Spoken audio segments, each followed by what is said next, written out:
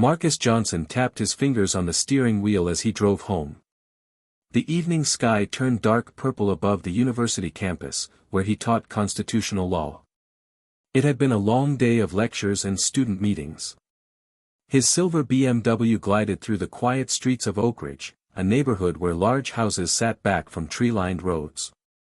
Marcus had lived there for 3 years, since getting tenure at the university.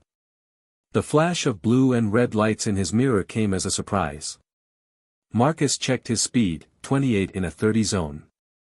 He hadn't run any lights or stop signs. With a small sigh, he pulled over to the curb, stopping carefully. "What now?" he mumbled, reaching for his wallet. Through his rearview mirror, Marcus watched the police officer step out of the patrol car. The officer moved with stiff, deliberate steps toward Marcus's vehicle. Marcus rolled down his window. The cool evening air swept in, along with the officer's flashlight beam that swept across his face, then around the inside of his car. "License and registration," said Officer Ryan Collins. His face remained expressionless, hand resting near his belt. "Good evening, officer," Marcus replied, keeping his voice steady and polite. "May I ask why I've been stopped?" Officer Collins didn't answer the question. "License and registration, sir." Marcus nodded, reaching slowly for his glove compartment. "I'm just getting my registration from the glove box, officer," he explained carefully, pulling out the document. He then retrieved his license from his wallet. The officer took the items, studying them under his flashlight. "This car, Mr. Johnson?" "Yes, it is. I've owned it for about 2 years now." "What are you doing in this neighborhood?" Officer Collins asked, looking up from the documents. Marcus furrowed his brow slightly. "I live here. My house is just 3 blocks ahead." Officer Collins looked back at the BMW, then at Marcus again. "Where are you coming from this time of night?" "The university. I'm a professor there. Constitutional law." Marcus kept his tone respectful but firm. "Officer, I'd still like to know why I was pulled over." Collins ignored the question again. "Have you been drinking tonight, sir?" "No, I haven't," Marcus replied, a hint of frustration entering his voice. "Any weapons or drugs in the vehicle I should know about?" Marcus shook his head. "No, Officer Collins," he said, reading the name badge. "I've answered your questions. Could you please tell me what traffic violation I supposedly committed?" The officer's posture stiffened. "Your taillight looks like it might be out. I need to check your vehicle. Step out of the car, please." Marcus felt a chill that had nothing to do with the evening air. He'd been driving this route for years, and had just had the car serviced last week. All lights were working fine. Carefully, Marcus reached for his phone. "Officer, I'm going to record this interaction, if you don't mind." He pressed the record button on his phone's camera app. "Now, you mentioned my taillight. Which one?" Officer Collins's expression darkened. "Put the phone down, sir. With all due respect, I have the legal right to record this interaction," Marcus stated calmly, keeping the camera steady. "Now, would you like to walk with me to check which taillight you believe is out?" "Where did you say you work again?" Collins asked, his tone shifting slightly. "I'm a professor of constitutional law at the university," Marcus repeated. "I teach about citizens' rights, including during police encounters." The officer stepped back slightly, reassessing the situation. For a moment, neither man spoke. The distant sound of traffic and the chirping of crickets filled the tense silence between them. This was far from the first time Marcus had been stopped without clear cause. But this time felt different. This time, he decided, there would be consequences. The blue and red lights from Officer Collins's patrol car flashed across Marcus's face as he held his phone steady. His heart beat faster, but years of courtroom experience helped him maintain his composure. "I have the right to know why I'm being detained," Marcus said clearly into the camera, before turning it toward Officer Collins. "And I have the right to document this encounter." Officer Collins shifted his weight from one foot to another. His hand moved to rest on his belt near his radio. I told you it's about your taillight. Then let's check it together, Marcus suggested, his voice remaining calm despite the tension. He carefully opened his car door, moving slowly. I'm just stepping out to look at my taillight, officer. Officer Collins watched with narrow eyes as Marcus walked to the back of his BMW. The professor pointed his phone's flashlight at both taillights. Both shone bright red, perfectly functional. As you can see, officer, both taillights are working fine, Marcus said, making sure his phone captured the evidence. So, I'll ask again. Why was I really stopped tonight? Collins's jaw tightened. Turn around and face your vehicle. Hands on the trunk. Am I being detained? On what grounds? Marcus asked, though he turned as instructed, placing his hands on the cool metal of his trunk. He kept his phone recording in his hand. I smell something suspicious coming from your vehicle, Collins stated flatly. Marcus shook his head. No, you don't. There's nothing in my car. I do not consent to a search without a warrant. The tension grew heavier in the night air. A car drove past slowly, the driver watching the scene with concern. Do you know how many drugs move through this neighborhood? Collins asked, his voice hardening. Nice cars, just like yours, carrying all sorts of illegal things. I am a resident of this neighborhood and a law professor at the university, Marcus replied. And I know my rights.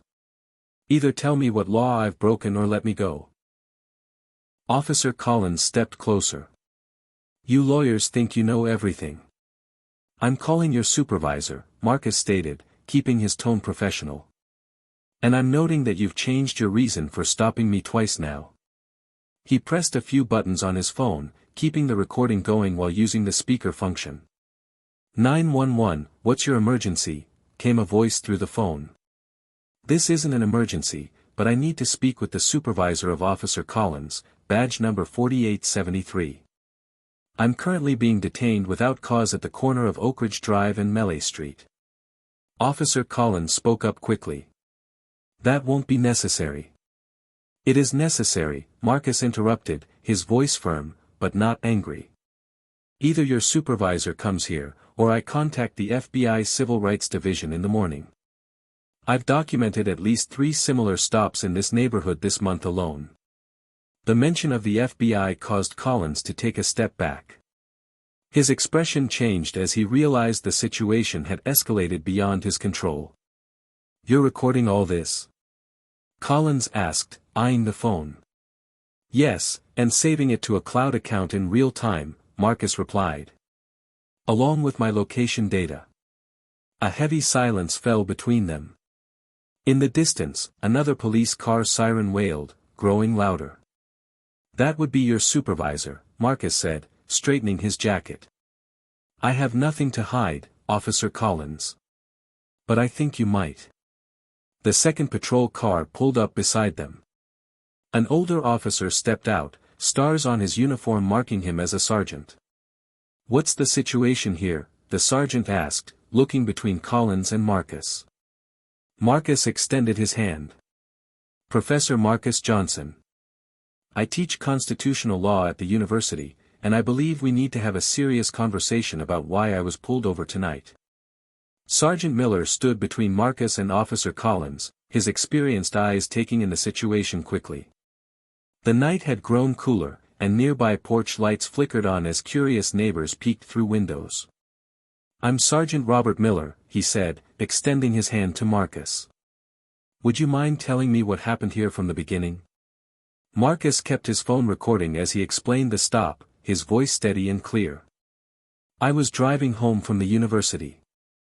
Officer Collins pulled me over, claimed my taillight was out, which it clearly isn't. Then he said he smelled something suspicious. Now he wants to search my car without probable cause. The sergeant turned to Officer Collins. Is that how it went down? Collins shifted uncomfortably. This neighborhood has had some drug trafficking issues. The professor's vehicle matched a profile we're looking for. What profile is that? Marcus asked sharply. Expensive cars with black drivers. The sergeant held up his hand. Let's all take a breath here. He walked to the back of Marcus's BMW, examining the taillights. These are working fine, Collins. Officer Collins's face flushed red under the flashing police lights. I thought I saw one flickering earlier. And the smell you mentioned? Sergeant Miller asked. Collins looked down. I might have been mistaken.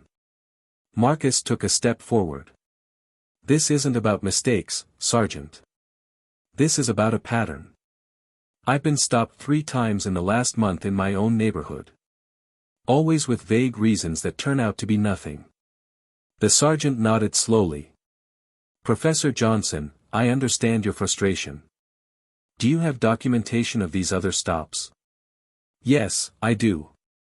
Marcus swiped through his phone, showing dates, times, and officer names.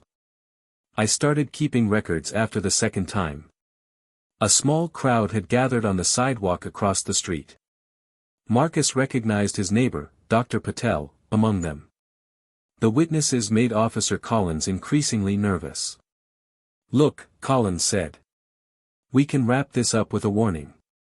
No need to make this a bigger deal than it is. A warning for what? Marcus asked. For driving while black in an expensive car. For knowing my rights. Sergeant Miller stepped between them again. Officer Collins, return to your vehicle. I'll handle this. His tone left no room for argument. Collins hesitated, then walked back to his patrol car, his shoulders stiff. The sergeant turned to Marcus. Professor, I apologize for this situation. Based on what I've seen, there was no valid reason for this stop. Thank you for acknowledging that, Marcus said, still recording. But an apology isn't enough. This is happening systematically and it needs to stop. Sergeant Miller nodded. You mentioned the FBI Civil Rights Division earlier. I hope we can address this at the department level first. I'd like that too, Marcus replied. But I need to see real action, not just words. The sergeant reached into his pocket and handed Marcus a card. This has my direct number. I want you to file a formal complaint. I'll personally make sure it's properly investigated. Marcus took the card, studying it. And Officer Collins will face appropriate consequences if the investigation confirms what I've seen tonight. The sergeant looked genuinely troubled. Not all of us police this way, Professor. Some of us try to do better. Marcus nodded slowly, putting the card in his pocket. Trying isn't enough anymore, Sergeant. We need change.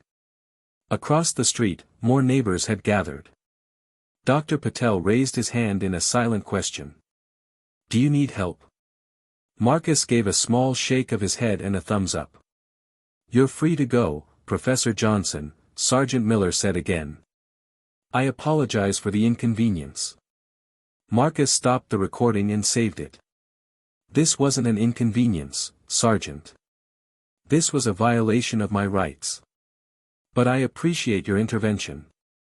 As Marcus got back into his car, he watched Officer Collins in his rearview mirror. The young officer sat in his patrol car, staring straight ahead, his face unreadable. This wasn't over. In fact, Marcus thought as he drove the remaining blocks to his home, this was just the beginning. The next morning, Marcus sat at his kitchen table, a cup of coffee growing cold beside his laptop. The early sunlight streamed through the windows as he reviewed the video from last night for the 5th time. Each viewing made his resolve stronger. This ends now, he said to himself, closing the video player. His phone buzzed with a text from Dr. Patel. Saw what happened last night. You okay? Let me know if you need anything. Marcus typed back quickly. I'm fine. Working on a formal complaint now. Thanks for checking. Instead of heading to his university office, Marcus had cancelled his morning office hours. This was more important. He opened a new document and began typing, his legal training guiding his words. I need to be precise, factual, unemotional, he reminded himself as he documented every detail of not just last night's stop, but the previous encounters as well. By noon, Marcus had compiled a comprehensive report. He had dates, times, officer names, and his own detailed accounts. He added links to the video recording stored securely in his cloud account. The pattern was clear when laid out in black and white. His doorbell rang just as he finished proofreading. Marcus opened the door to find his colleague, Professor Diana Chen, from the Criminal Justice Department. I heard what happened, she said, concern evident in her voice. The whole neighborhood is talking about it. Marcus invited her in. I'm just finishing my formal complaint. Diana looked over his work, her expert eyes catching details even Marcus had missed. This is good, but we need department data to really make the case. Traffic stop statistics broken down by race, time of day, and neighborhood. Can we get that? Marcus asked. Diana smiled. Public records request. I've done it before for my research. There's something else you should consider. She pulled out her phone and showed Marcus a news article. Another black professor had been stopped in a different part of the city just 3 days ago. The circumstances were suspiciously similar. It's not just our neighborhood, Diana said. It's systemic. Marcus nodded, adding this new information to his complaint. I'm not just filing with Internal Affairs. I'm taking this to the FBI Civil Rights Division and the Department of Justice. That's going to make waves, Diana warned. It's supposed to, Marcus replied, his determination evident in his voice. By late afternoon, Marcus had submitted his complaint to the police department's Internal Affairs Division through their online portal. He printed a copy and drove downtown to deliver it in person as well, ensuring it couldn't be lost in the system. The officer at the front desk looked uncomfortable as Marcus insisted on a receipt for his complaint. Professor Johnson, the desk sergeant said quietly as he handed over the receipt. Not everyone in the department is like Collins. Some of us want change too. Marcus nodded. Then help make it happen from the inside. His next stop was the local FBI field office. The federal building stood tall and imposing, its glass and steel exterior reflecting the afternoon sun. At the reception desk, Marcus asked to speak with someone from the Civil Rights Division. After a 20-minute wait, a serious-looking agent named Harris invited him into a small meeting room. What can I do for you, Professor Johnson? Agent Harris asked. I need to report a pattern of potential civil rights violations by the city police department, Marcus said, sliding his folder across the table. I have reason to believe this is systematic and widespread. The agent opened the folder, his expression unchanging as he scanned the first page. This is quite detailed, Agent Harris noted. Most complaints we get are much less organized. Most complaints aren't filed by constitutional law professors, Marcus replied. Agent Harris looked up, a hint of a smile crossing his face. No, I suppose they're not. He closed the folder. We take these matters very seriously, Professor. I'll need to review this thoroughly and consult with my colleagues. And then? Marcus asked. And then we'll determine if a formal investigation is warranted, the agent replied. Based on what I'm seeing here, I believe it will be. Marcus left the federal building, feeling both exhausted and energized. The wheels of justice moved slowly, but they were now in motion. 3 weeks passed since Marcus filed his complaints. The summer heat settled over the city as he taught his classes and waited for any sign that his actions had made an impact. One Tuesday afternoon, as Marcus gathered his papers after a lecture on Fourth Amendment rights, his phone rang. The caller ID showed a number he didn't recognize. Professor Johnson speaking, he answered, stepping into the empty hallway. Professor, this is Agent Harris from the FBI. Do you have a moment to talk? Marcus's heart beat faster. Yes, of course. We've reviewed your complaint thoroughly, Agent Harris said. I'd like to meet with you in person. There have been some developments. They arranged to meet at a coffee shop near campus later that day. Marcus arrived early, choosing a corner table that offered privacy. Agent Harris arrived precisely on time, wearing a crisp suit despite the summer heat. "Thank you for coming," the agent said as he sat down. He placed a thin folder on the table between them. "What I'm about to tell you is confidential." Marcus nodded, leaning forward. "After reviewing your complaint, we pulled data on traffic stops across the city for the past 3 years, Agent Harris explained. The pattern you identified goes beyond your neighborhood." He opened the folder, revealing charts and graphs. Marcus studied them carefully, his trained eye quickly spotting the troubling trends. "Black drivers are 3 times more likely to be stopped," Marcus murmured. "And 5 times more likely to have their vehicles searched." Agent Harris nodded. "And the searches rarely find anything illegal. This suggests stops are being made without proper cause." "It confirms what we've been experiencing," Marcus said. "What happens now?" "We've opened a formal investigation into the department's practices," Agent Harris explained. "Your complaint was the tipping point, but we've received similar reports from across the city." Marcus sipped his coffee, processing this information. "Has the department been notified?" "The chief received official notice this morning. We'll be conducting interviews with officers, reviewing body camera footage, and analyzing more data." As they spoke, Marcus noticed a woman at a nearby table watching them intently. Agent Harris followed his gaze and nodded slightly. "That's Captain Rivera from Internal Affairs," he said quietly. "She's been cooperative with our investigation. In fact, she started her own inquiry before we contacted the department." The woman stood and approached their table. "Professor Johnson," she said, extending her hand. "I've been hoping to meet you." Captain Rivera joined them, her serious expression matching her no-nonsense tone. "Your complaint raised serious concerns within the department. Some officers weren't happy, but others have been waiting for something like this to force change." "What about Officer Collins?" Marcus asked. Captain Rivera's expression tightened. "He's been placed on administrative leave pending the outcome of our investigation. But this goes beyond one officer." She pulled out her own folder and showed Marcus a document listing training hours.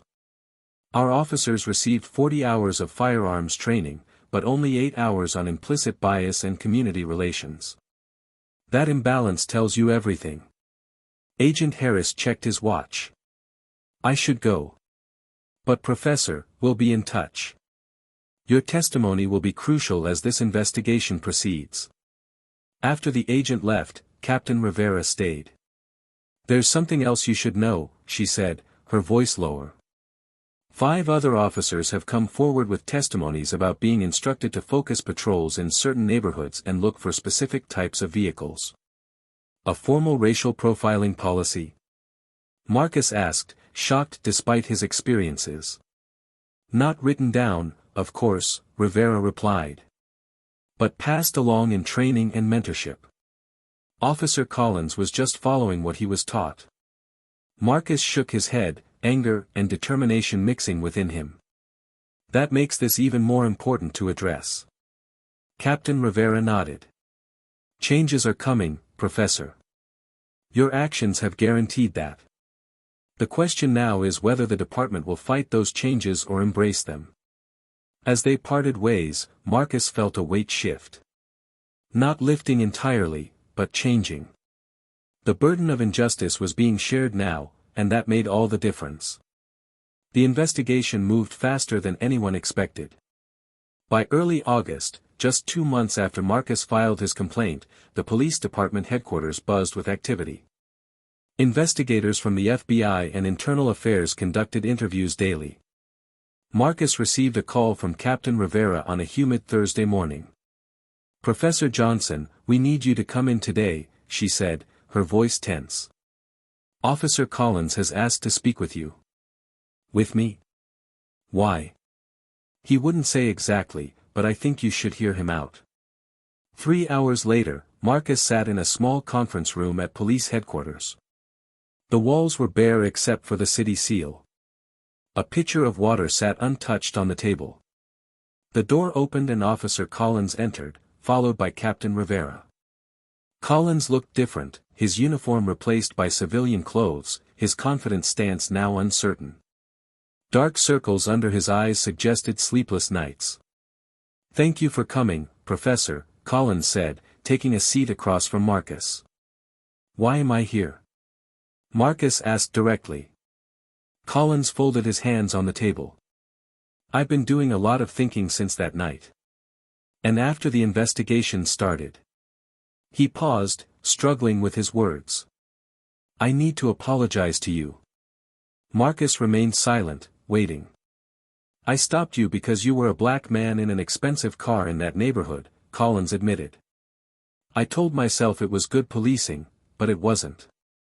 It was bias, plain and simple." The room fell silent. Even Captain Rivera seemed surprised by Collins's bluntness. "Why are you telling me this now?" Marcus asked. "Because the investigation found something I didn't know about myself." Collins pushed a folder across the table. "These are my stop records for the past 2 years. I pulled over black drivers 4 times more often than white drivers. I searched their cars twice as often." Marcus opened the folder, scanning the statistics. Collins continued. "I never thought of myself as racist. My partner in the academy was black. But these numbers don't lie." His voice cracked slightly. "I was taught which cars to look for, which neighborhoods to watch closely. I followed those instructions without questioning them." Captain Rivera stepped forward. "Officer Collins has provided testimony about the informal policies that encouraged profiling. He's not the only one who's come forward." Marcus studied the young officer's face. He saw genuine remorse there, and something else. Fear. "What happens to you now?" Marcus asked. Collins shrugged. "I don't know. I could lose my badge. But staying silent felt worse." Marcus closed the folder and took a deep breath. "It took courage to admit this, Officer Collins. But an apology doesn't erase what happened. Not just to me, but to everyone else you stopped without cause." "I know," Collins said quietly. "That's why I volunteered to be part of whatever reforms come from this. If they let me keep my job, I want to help fix the system that taught me to police this way." Captain Rivera handed Marcus another document. "This is the preliminary report from our internal investigation. It confirms systematic issues in training, supervision, and departmental culture. The chief has agreed to implement comprehensive reforms." Marcus skimmed the report, his professor's mind quickly analyzing the proposed changes. Revised training programs. Community oversight committees. New accountability systems. Regular data reviews. "These changes look good on paper," Marcus said. "But will they translate to real change on the streets?"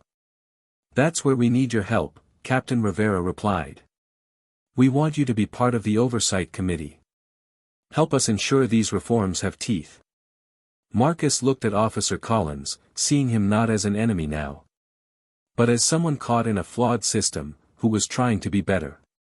"The hardest part of change," Marcus said, "is admitting there's a problem in the first place. You've done that.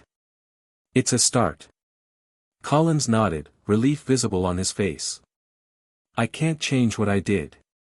But I can change what I do next." As they stood to leave, Marcus realized this moment represented something he hadn't felt in a long time when thinking about policing in his community. Hope. Autumn leaves swirled across the police academy parking lot as Marcus walked toward the main building. 4 months had passed since his fateful traffic stop. Today marked his 3rd visit to the academy, but this one felt different. Today, he wasn't just advising on changes, he was helping implement them. At the entrance, Captain Rivera greeted him with a firm handshake. "The cadets are ready for you, Professor. They've all reviewed your case study. Marcus nodded, clutching his presentation folder. And Officer Collins? Already in the classroom. He's nervous. They walked through hallways lined with photos of graduating classes. Marcus noticed how the faces in the frames grew more diverse in recent years. Yet, the training had remained largely unchanged, until now. The classroom fell silent as Marcus entered. 25 cadets sat in neat rows, their backs straight, eyes forward.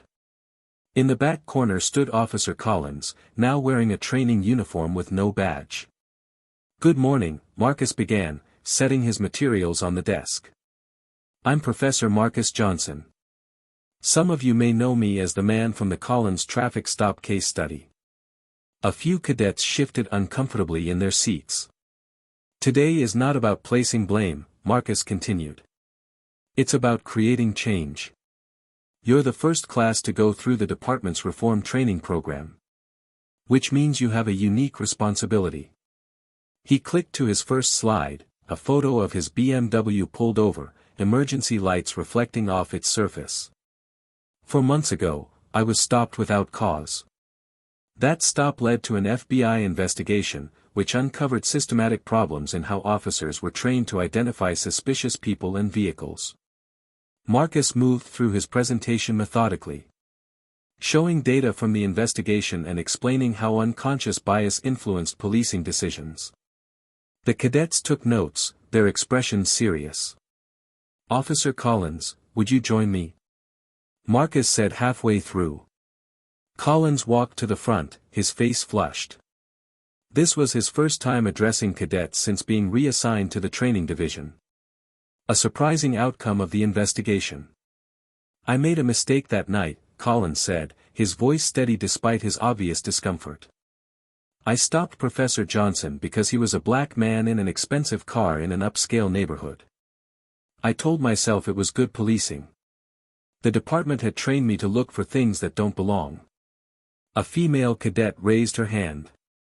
"But isn't that part of recognizing suspicious activity?" "That's what I thought," Collins replied. "But who decides what belongs where? My assumptions were based on stereotypes, not evidence of criminal activity." Marcus stepped forward. "This is the heart of the new training program. You're learning to recognize the difference between evidence-based policing and bias-based policing." Captain Rivera joined them, pulling up new slides showing the department's reformed policies. These changes weren't easy to implement. Some veteran officers resisted, but the data was undeniable. She showed charts indicating that stops based on specific behaviors, rather than vague suspicions, led to more legitimate arrests while reducing community complaints. "We've also changed how performance is measured," she explained. "Officers are no longer evaluated on the number of stops or searches, but on community engagement and problem solving." As the session continued, Marcus watched the cadets' reactions. Some seemed genuinely enlightened. Others appeared skeptical. Change wouldn't happen overnight. After the formal presentation, Marcus, Collins, and several cadets gathered in a small circle for questions. "Does this mean we shouldn't make traffic stops?" a young cadet asked. "It means every stop needs a legitimate reason," Marcus explained. "And you need to be honest with yourself about that reason," Collins added. "Ask yourself, would I stop this person if they were a different race? If the answer is no, then you shouldn't make the stop." As the session ended, Captain Rivera handed Marcus a small box. Inside was an honorary department pin. "The chief wanted you to have this," she said. "Your complaint could have just been about punishing one officer. Instead, you pushed for systemic change." Marcus looked at Collins, who was answering questions from cadets. 4 months ago, they had been adversaries on a dark street. Today, they were reluctant partners in reform. "The real test," Marcus said, pocketing the pin, "will be 6 months from now, when these cadets are on the streets making their own decisions." Captain Rivera nodded. "That's why we're not stopping with one training class. This is just the beginning." 1 year after that fateful night, Marcus stood at the podium in the community center. The room was filled with an unusual mix of people. Police officers in uniform, community members of all backgrounds, city officials, and even Agent Harris from the FBI sitting quietly in the back row. "Welcome to the first annual Community Police Forum," Marcus said into the microphone. "A year ago, I couldn't have imagined being here like this." The audience was quiet, many remembering the viral video of Marcus's traffic stop that had eventually led to this day. The investigation had grown into something much larger than anyone expected, revealing patterns of biased policing across multiple districts and ultimately forcing the department to implement citywide reforms. "Today isn't about celebrating what we've accomplished," Marcus continued. "It's about acknowledging how far we still have to go." He gestured toward a table of statistics set up in the corner of the room. Charts showed traffic stops had decreased by 40% over the past year, while successful arrests from those stops had actually increased by 15%. Civilian complaints were down by nearly half. "Numbers tell part of the story," Marcus said. "But real change happens in individual interactions, one stop at a time." Captain Rivera stepped forward. "We've retrained over 200 officers in the new protocols. Every traffic stop is now recorded and reviewed. Officers receive regular feedback on their patterns." From the back of the room, a middle-aged woman stood up. "That's good for the future," she said. "But what about justice for those of us who were profiled in the past?" The room grew tense. Marcus nodded at her question. "Mrs. Williams raises an important point," he said. "That's why the settlement from the class action lawsuit includes not just monetary compensation, but also the expungement of records from improper stops and searches." Officer Collins, who had been standing quietly against the wall, walked to the podium. He no longer wore a patrol uniform, but instead the khaki shirt of the newly formed Community Relations Division. "I was part of the problem," Collins said, his voice stronger than it had been a year ago. "I can't undo the stops I made or the people I hurt. But I can show you how we're working to be better." He clicked a button and body camera footage appeared on the screen behind him. It showed a recent traffic stop. An officer explaining clearly why he had pulled someone over, maintaining a respectful tone, and focusing only on the specific violation. "This is what we're teaching now," Collins explained. "Clear communication. Respect. Focus on behaviors, not assumptions." The forum continued for hours, with community members asking tough questions and officers, some defensive, some open, trying to answer them honestly. As the evening wound down, Marcus found himself standing next to Officer Collins at the refreshment table. "Did you ever think we'd end up here?" Collins asked, pouring coffee. Marcus shook his head. "Never. I thought I'd file my complaint and nothing would change.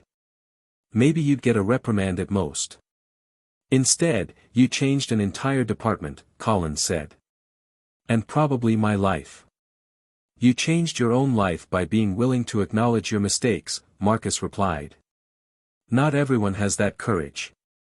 Across the room, Marcus noticed a young black teenager talking with a rookie officer. They were looking at a pamphlet about the police academy. "That's Mrs. Williams's son," Collins said, following Marcus's gaze. "He told me he wants to be part of the change, from the inside." Marcus smiled, feeling a complex mix of emotions.